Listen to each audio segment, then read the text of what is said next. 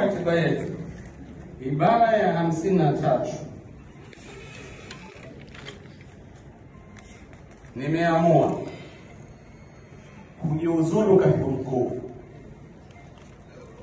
kwa madhumuni ya kukifanya chama changu na halmashauri kuu kazi yake kubwa ni kutafuta wanachama, kuingiza wanachama, na wanachama hao wanaweza kukubalika kwa wananchi.